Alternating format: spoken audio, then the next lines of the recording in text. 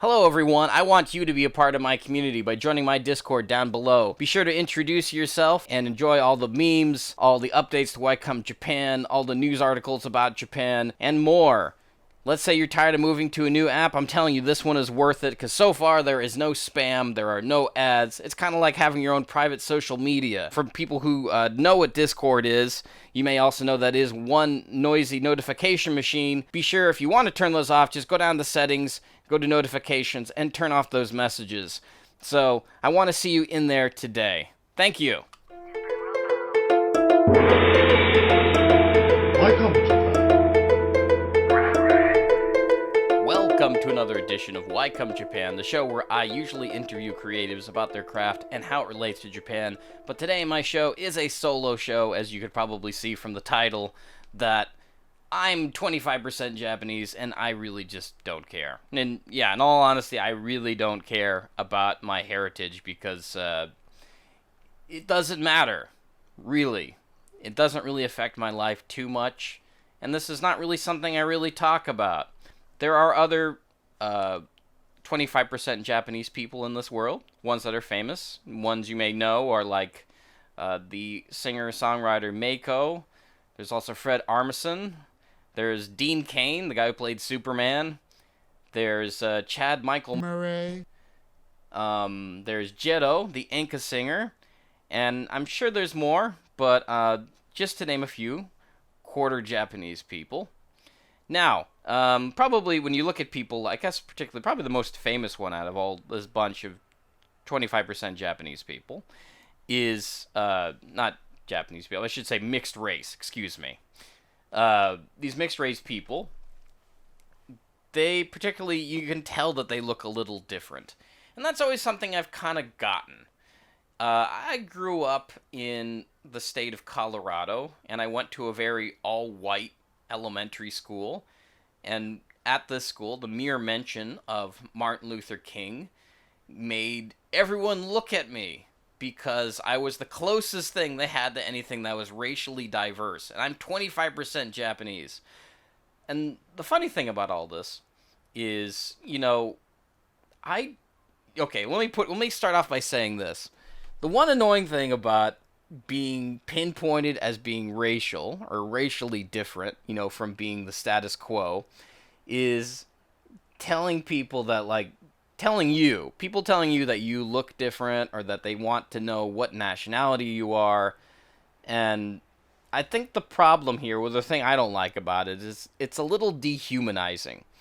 Because it's sort of like, one thing I always get all the time, maybe not so much anymore. Maybe I still get it. I'm not sure. I guess I need to walk out in public more. But a lot of the time, sometimes I would go out and I'd have people be like, hey, stop!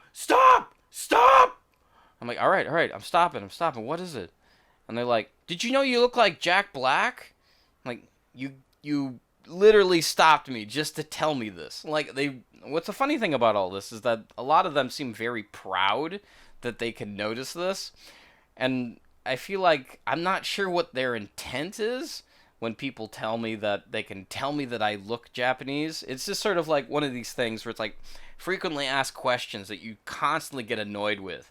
And I'm not sure if you're familiar with the meme of, I'm not sure if anybody who listens to the show, if anybody's really tall.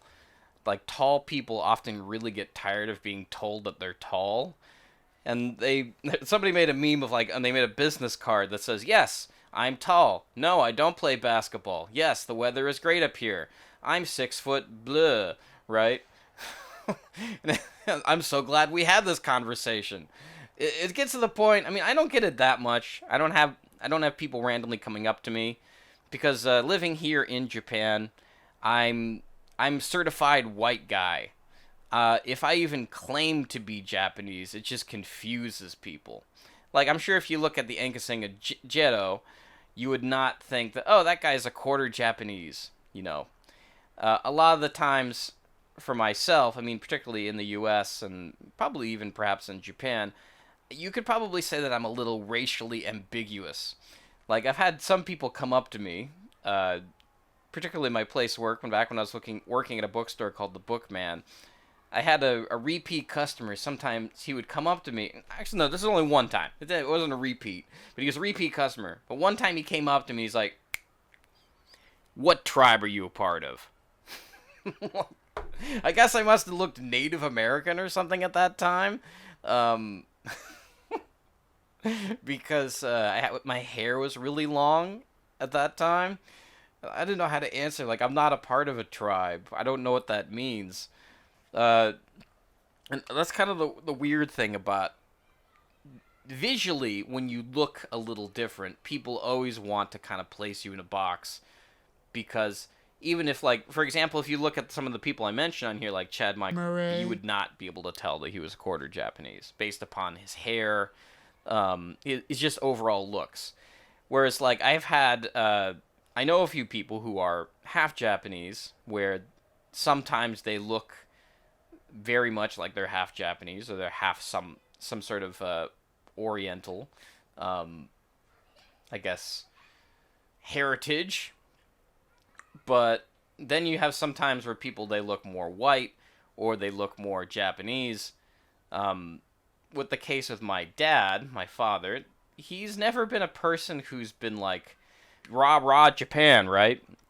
He's never really, he doesn't have like flags of Japan hanging in his house, or he's never told me like, well, I'm half Japanese. And he never sat down and like told me that, how important that is. To me, he always kind of explained himself to me that he was an American. He was never really patriotic. He didn't have to have American flags to remind him that he was an American. Growing up in Colorado, I never really got too much heat for being a quarter. The most I ever got were like odd comments. Like, I used to have a friend, Tim Parker. If you're listening to this, you know who you are. He used to tell me things like, you're the darkest person in your entire family. Like, what's that supposed to mean anyway?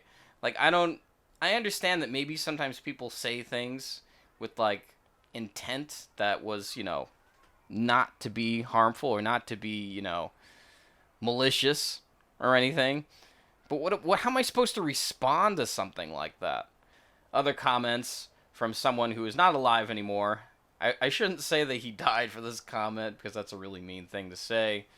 But I used to have people who would tell me things like, you're not white. Things like that. And, like, how am I supposed to react to this comment? I'm not white. Because I'm 75%. Isn't that enough to be white? I can't write white on my nationality card or on any pamphlets. So that was definitely a thing. I don't know how to react to any of these things. Like, I always feel like intent is one of the most hardest things to convey or to explain to someone. Because where are they coming? It's sort of like, let me give you an example. So, for example, when you're using a phone or you're using any kind of text message service, and you message someone and you say, hey, you're fat, right? You're not going to, if you don't look at them in the face, you're not going to know what kind of feelings they're having by saying you're fat in a text message. They're not going to show you that they hate you or that they think it's funny or they think it's, and they also don't know what kind of, tone you're using, what kind of cadence you're using. So, for example, you're like, you're so fat. You're like, well, you gotten a little fat, You could say it in several different tones and different cadences, and it could mean several different things. So, I feel like probably with the internet, especially today, it's really hard to read people's intent, and probably even with the way they talk in normal life, sometimes with intent. Like, back with my other two friends who said things like, I'm not white, and I'm the darkest person in my family. They may, like, often say, no, that was just a joke. It was a joke. Like when, this is the thing that kind of bothers me about, quote unquote, jokes. I mean, I understand that, like, there's woke Twitter out there, and people are tired of, like, did you make a black person joke? I'm not trying to be, like, one of those guys. I'm not trying to be a SJW, social justice warrior, and I'm not trying to be I like the phrase that one of my friends coined, Simon Nochanama, an SQW, a status quo warrior. I'm not trying to be either of those. I don't really have an opinion to throw in, or I don't want to push my opinion onto other people. I'm just a guy with a podcast, relatively. Anyway, so this show, as you know, is called Why Come Japan?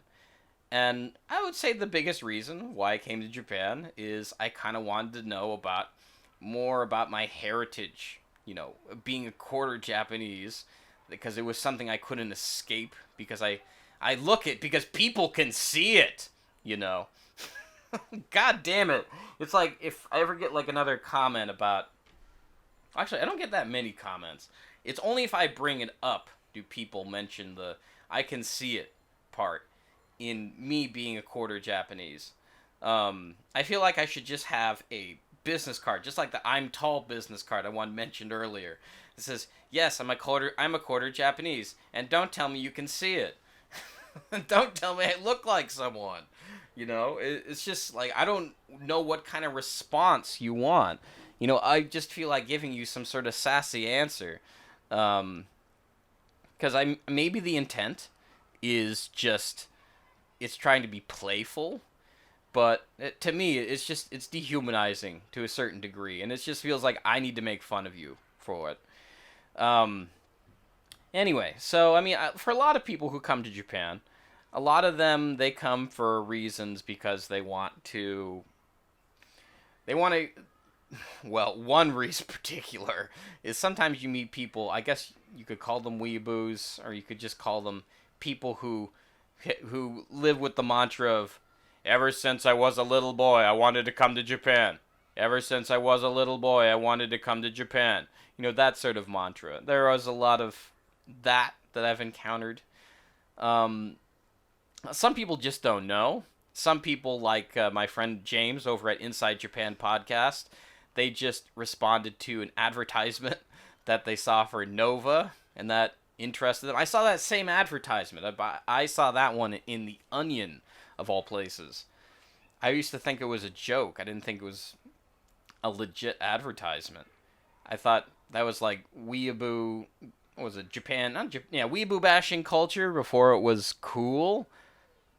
I'm not sure. But yeah, that was my one. That's not my main primary reason. It was about me being 25% Japanese. I mean, I got a chance through Temple University to finish my 4-year degree. I was really interested in Japanese movies at the time. I remember my father, he would watch Japanese films not because he was Japanese, but because he liked the films in general. He watched Seven Samurai. That was like the first exposure I ever got to a Japanese movie. I couldn't believe it when I first saw it. I thought, like, this movie's in black and white and it has subtitles? Who would watch this? Um, when I got older, I forgot exactly. I mean, when I got older, I guess I do know exactly what happened, but I started to appreciate more movies. I watched a lot more films, like more art house films. I worked at a video store. I started to become interested in making movies, and I wanted to learn everything about making films. And of course, what comes with that is wanting to when you're making a film or you're being an auteur, as they say, you become a writer, a director. These movies just become very personal, and it's kind of to a point, it's kind of almost self-indulgent. Like that's why I like directors like David Lynch, and I haven't really watched much of Bergman, but everybody describes him as being self-indulgent. But maybe David Cronenberg as well. There are others, but that was one of my primary reasons. What interested me about the country at first, I just kind of wanted to try it, and I figured I would just finish my 4-year degree, maybe come back to America, and then relive my life there. Of course, that all changed. I don't want to be as bad as like there's one creator on the internet, I think his name is the J Vlog, where he came to Japan and he didn't want to learn Japanese because Japan was slipping as a world power at the time, which I think is like the stupidest argument. I mean, the one argument I guess I can have for not learning Japanese as well is I could learn better. I could do a lot better in terms of learning the language. But one of my reasons is I don't want a salaryman job, and the only way to get a salaryman job is to learn the language. And I mean, yeah, sure, learning the language it's a big thing. It opens doors. It helps you out. It helps you get a job that's not English teaching. But the biggest thing, it just sounded like every job that was not English teaching, whether it was headhunting or I don't know too much about IT, but it just sounds like a lot of it is just, it's not worth it. The job is just, it's you eat, breathe, and defecate your job. And that's not what I want to do. You know, I like being able to do podcasts like this and valuing my free time that I have it when I do. So that's definitely a thing. I understand that, like, being a foreigner here in Japan comes with, you know, these set of questions. Here, going back to the Meishi idea, you know, people complimenting you on your chopstick ability or your Japanese, even though you spoke one word. I would relatively say, based upon my interactions with Japanese people, that the intent is harmless.